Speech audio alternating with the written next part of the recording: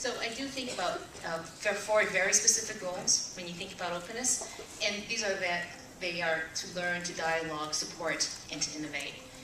But I think the most important one is you can learn much better if you're open. And I'll give you just one quick example. There are so many free tools to be able to understand what people are saying in this open environment. This is just blog search, looking at heart association. You can see all the blogs that are associated with it. I love using Twitter, and my quote here at the very top I thought was so inspiring. This one person writes, 7 days on the American Heart Association diet. So far I've lost 6 pounds and my energy level is up through the roof. Loving life. You know, being able to see the comments from people and being moved by that, understanding what is resonating with people, what's not, and being able to put this tool not just in the hands of somebody who is charged with learning what's happening out in the space, but putting it in the hands of everybody in your organization is incredibly powerful. What if everybody could become a learner, somebody who could listen but also act on the information that they find? And that's about creating much more of an open organization. And then there are tools. This is from Radiant 6, being able to track information. These tools, again, are becoming more widespread. I think they're going to become very free very soon, with people like Google and Microsoft getting into the game with their analytical tools. So the second area is around dialogue. How do you actually have conversations with people in an open way?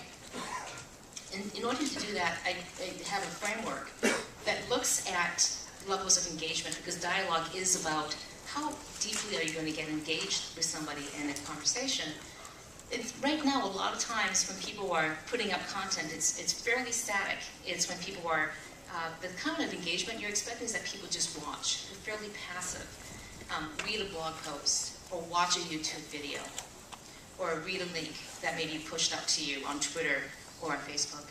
But the first level of engagement that somebody has oftentimes is when they share something that they've seen.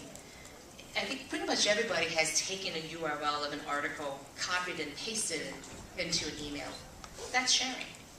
But it's so much easier now when you can just click a button or an icon on a page and be able to have it be sent over to Twitter, a link, or be able to snap a picture and have it go up onto your Facebook page. One level above that engagement, though, is when somebody is commenting on a piece of content that they may have seen. It could be a rating or a review. It could be a blog post comment. Producing is when you've actually taken on the responsibility of creating content for a particular audience that you're focused on. So I've been blogging for more than 5 years now. I write to a very particular audience that's interested in these technologies, thinking about how they can use them strategically in their organizations. I don't necessarily blog about notification. This is not what my audience wants to hear about.